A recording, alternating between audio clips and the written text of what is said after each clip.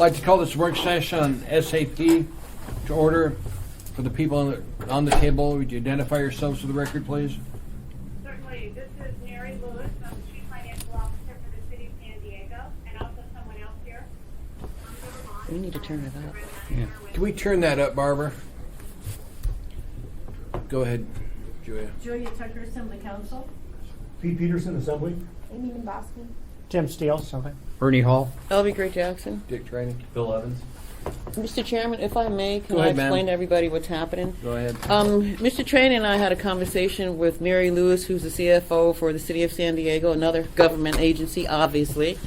And they have SAP, and we had a really great conversation about a week and a half ago. And I thought it would be really good for the rest of us to hear about their experience with SAP and where they are now. And that's why we invited her to speak before us. So that's what this meeting is about. And so, The size difference. Mr. Trainee, I'm sure that when Mary talks, she'll let us know how big her city is and the number of employees. So that's the intent of this work session. And I guess, Mary, you can begin the conversation. Thank you, Mr. Chairman. Thank you. Very good, and please interrupt me if you have any questions. I want to be as useful to you as I can. Still can't hear. As I told Elby, we're all public servants, and we're all in this together. There are many stories of going through an IT implementation. They're often a very bumpy road, and we certainly had one here. But we came out on the other side of it, and that's really what I want to impress upon you, that there is a way through it. It's very difficult, though. San Diego has 1.3 million as our population. We have over 10,000 employees, and our budget is $3.2 billion. And when SAP was contemplated, the software, SAP, the software, this was back in 2007. And Deborah can help walk through the timeline and what happened in the project. But I just want to lay a few of the particulars out there. And that is that the contract was let for the implementation and purchase of the software in 2007. We implemented finance on July 1, 2009, and we implemented payroll January 1st, 2010. But we had many struggles along the way to get to the July 1, 2009 and 2010 implementation dates, and that's what we'd be happy to relate to you. Our total cost, our total capital cost was $38 million. That includes both the payments to SAP. We paid SAP $14 million. We paid an early integrator $5 million. That was a false start for us, and we can talk about that. SAP came in about 9 months before go live and got us to the finish line, but it was a very painful process, and there's some lessons learned along the way. So those are the parameters of the project timeline and cost. And I'd be happy to turn it over to Deborah to kind of walk you through the false start. She was not a part of the false start.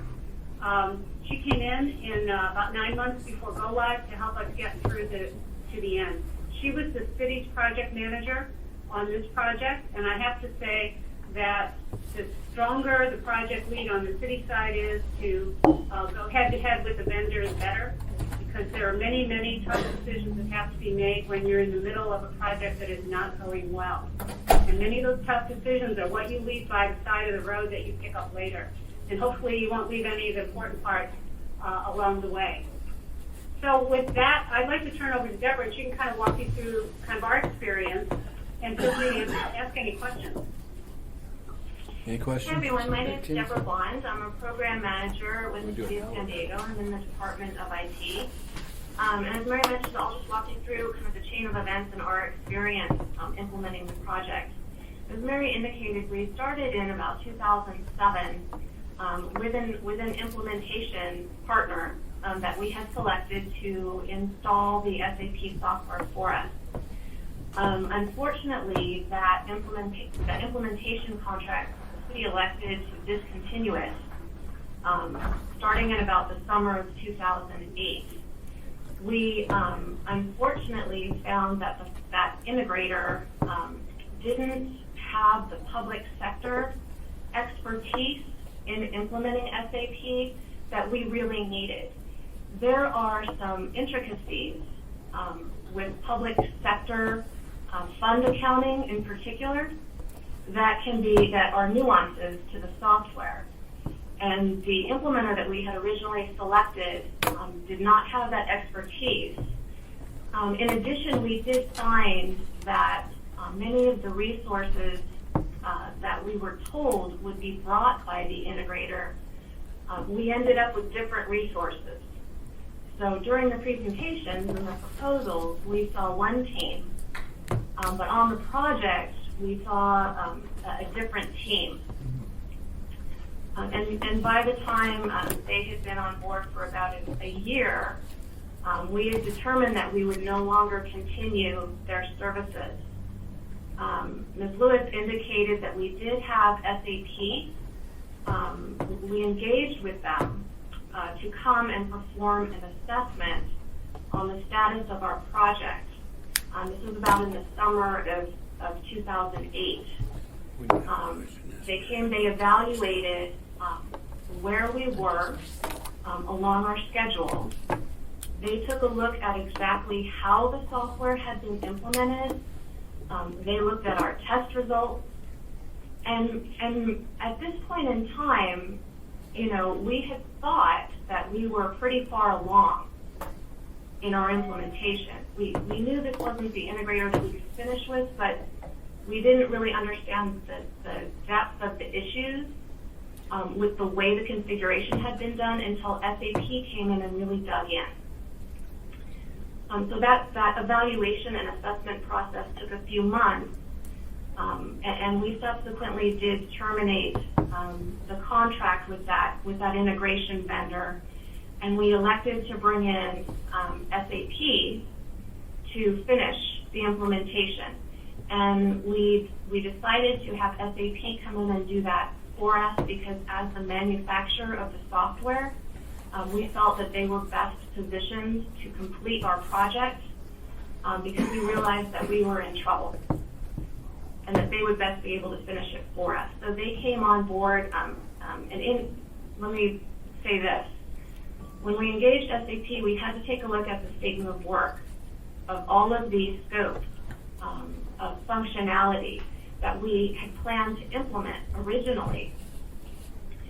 And because we had a hard deadline to implement, at least our financial component by July of 2009, we had to cut some of the functionality that we had originally wanted to go live with.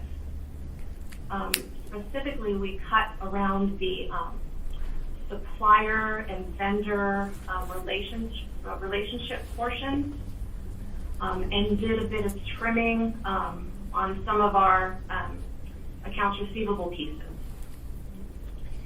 And I can say that during those contract negotiations, both on internal to our city, because that functionality is owned by different groups in our city, it was a very hard decision to make as to what had to be cut. But we knew that we couldn't implement the whole piece with the short timeline and with the dollars that we had remaining. So we decided to cut some scope. And so the contract that we then engaged with SAP had a somewhat smaller scope. SAP came and we didn't pick up where we left off. We had to back up several steps. We had to do a lot of reconfiguring of our software. There were a lot of business rules that hadn't been set up properly. We had to redo a lot of testing, and it was very difficult for the project team because they had been working so hard for this long. Weekends, late nights, and what have you. I can say that from January through July 1st, when we did implement finance, the city and the SAP team were very strong in identifying exactly what had to be done and what would be skipped. Any pieces that we couldn't finish implementing, any decisions that had to be quickly made. Both sides were very strong in making those decisions and moving forward. It was very challenging because not everybody was happy about that. But we knew that if we didn't do those things, that our ship would kind of sink. So we did that, and we were successful in our go live of finance on July 1st. We then had to tackle the payroll and the personnel portions of the project. Now we had hoped that we would be able to implement on October 1st, 3 months later. However, we had some more challenges. There were some labor negotiations that occurred that caused us to have to make some significant changes to our existing payroll system while we were trying to implement our new payroll system.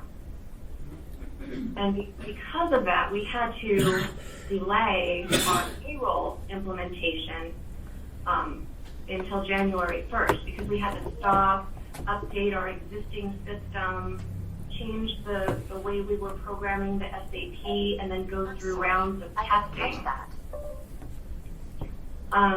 We made it through that somehow, and were able to implement payroll successfully on January 1st. And I'm going to stop here to just make a couple comments and invite any questions.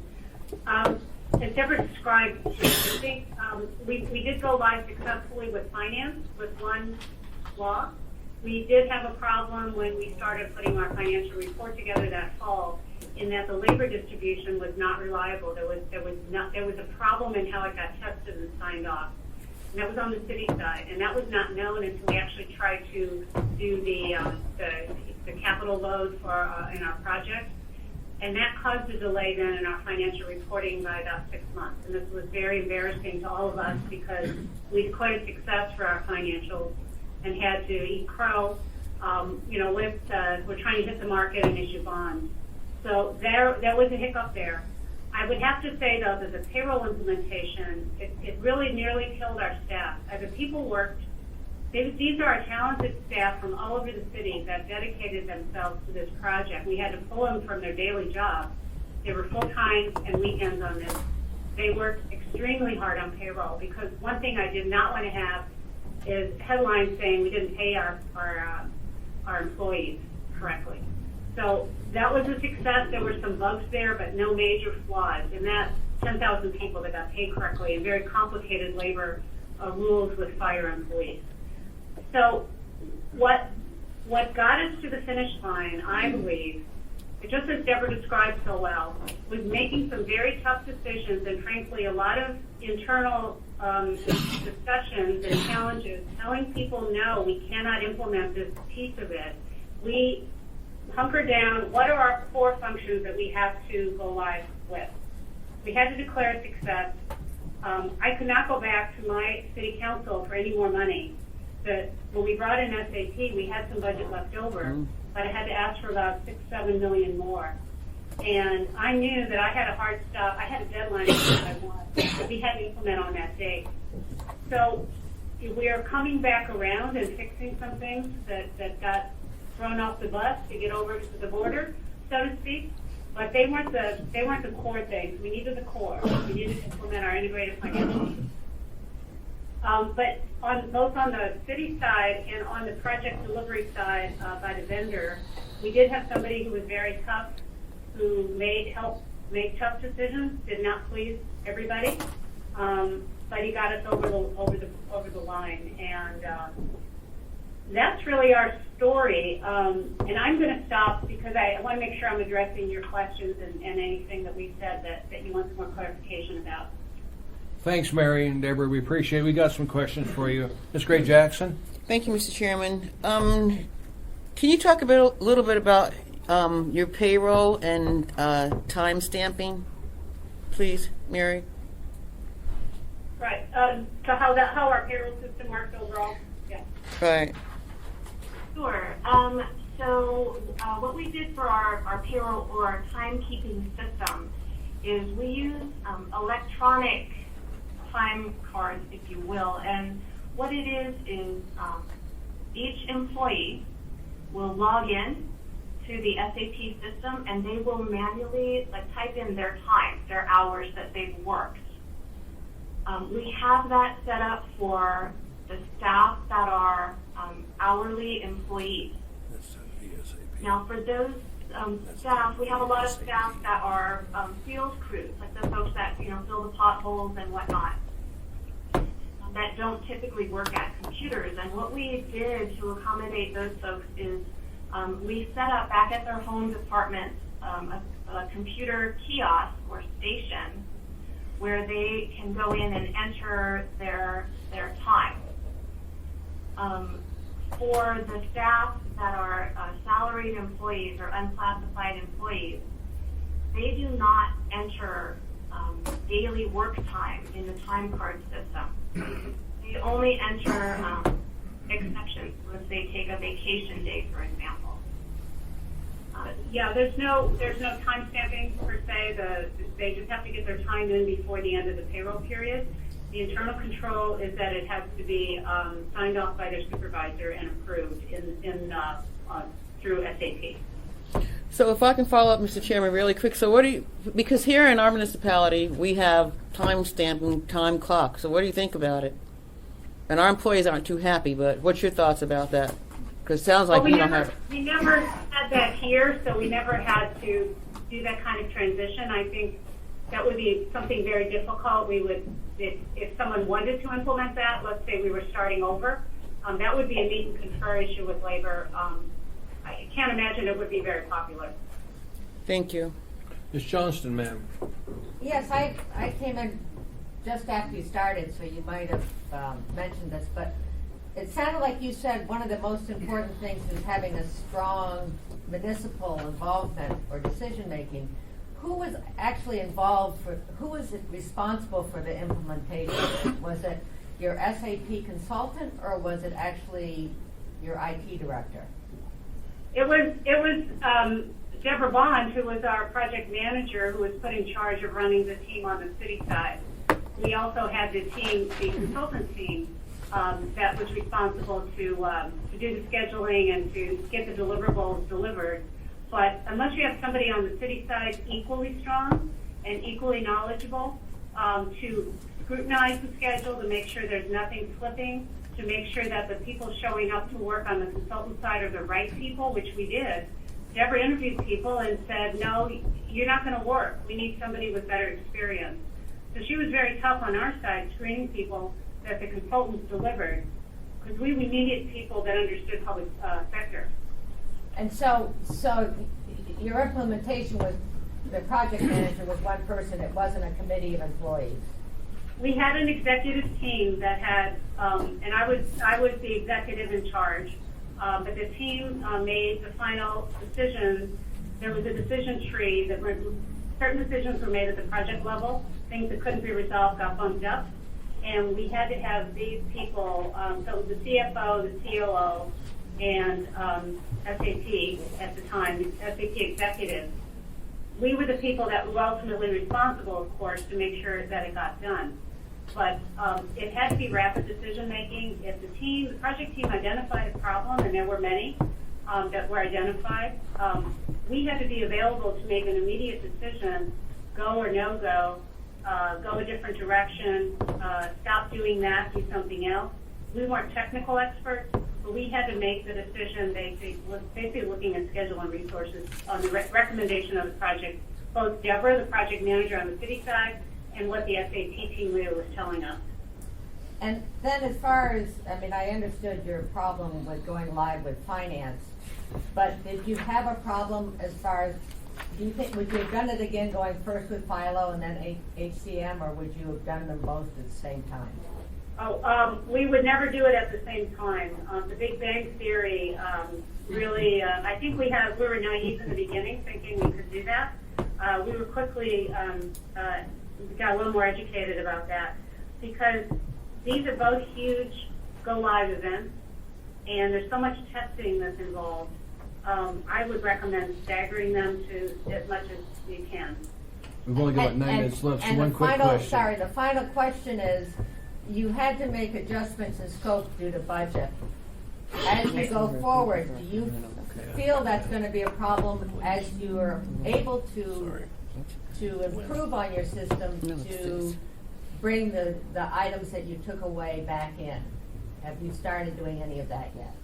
Yes, we're doing a major gap analysis in purchasing and contracting. I think Deborah mentioned that was something that we had to set aside. We ran into some difficulty because of that, but now we're going to, I think we're in the middle of an analysis of what do we need to fix, how do we reconfigure. In an ideal world, we would have done that at the same time, but it was both budget resource, and I had a go-live date that was a fixed date. I couldn't move that date for lots of reasons, internal improvements, commitments made, and so we're doing that work now, a lot of it in the purchasing area. Thank you. Mr. Steele and Mr. Evans. Mr. Yeah, my Steele. question is very similar to that, and you answered a lot of the nuances. Did you go live the whole thing, or have you been able to add back certain components you left? Did you go back to the contractor to help you with adding back in some of those components, or were you able to do it in-house? Maybe Deborah can answer that. Sure. So what we do is, if there are significant components, for example, if there are modules of SAP or big chunks of functionality that we had to defer, for example, in the purchasing area, then typically we would elect to engage an implementation partner, whether that be SAP or another company. We have as-needed contracts set up with several vendors that can do work for us. If it's a big chunk that we don't have staff experience in, we would elect to have that done by an integrator. There are a lot of smaller changes that we make ourselves, the city staff can make. Thank you, sir. Thank you. Mr. Evans, sir. Yeah, thank you first of all for taking the time to address us. Misery loves company, so this has been a little bit heartening. I have a couple questions. I'll just lump them all together. One is, now that you've kind of gone through the fire, I'm not sure why I'm looking at the ceiling. How is SAP working? Is it what you anticipated it to be as it improved efficiencies? Would you say it was worthwhile? That's a good question. And two, with that, what system did you have in place before? And finally, did you use Peloton in any of this process? Good question.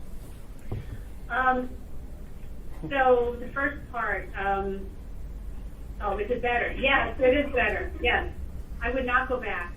We had a real serious control issue over financial reporting that we were fixing. And part of the problem was we had a lot of homegrown systems that didn't talk to each other.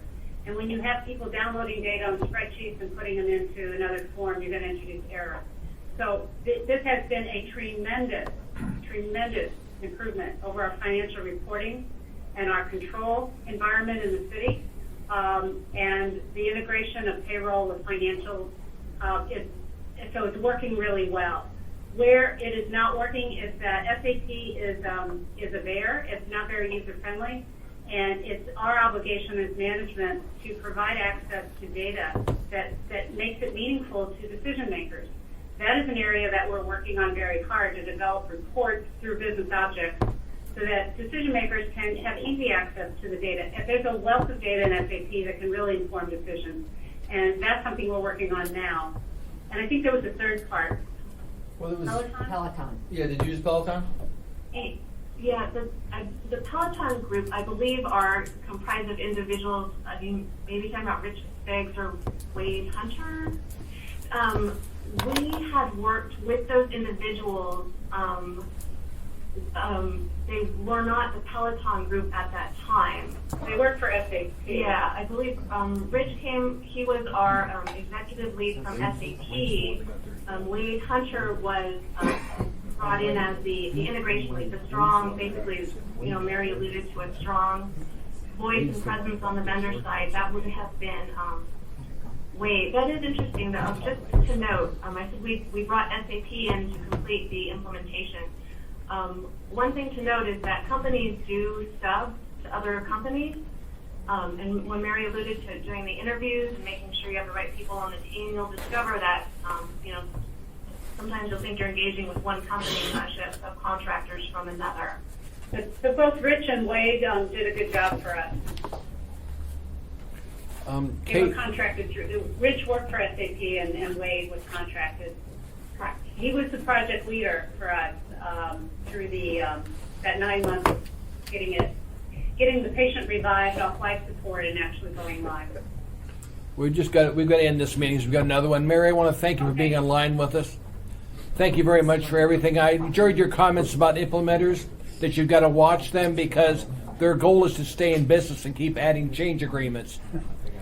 I thought that was very good. Ask Kate if she has any questions. Kate, do you have anything for Mary? Thank you, Mary. This is Kate Welcome. Gardner, the CFO. Good luck. Thank you, Mary. Okay, thank you, Mary. keep Thank your you so phone much. number. We really appreciate you taking the time This to work session tell is us. done. Thank you. Take care.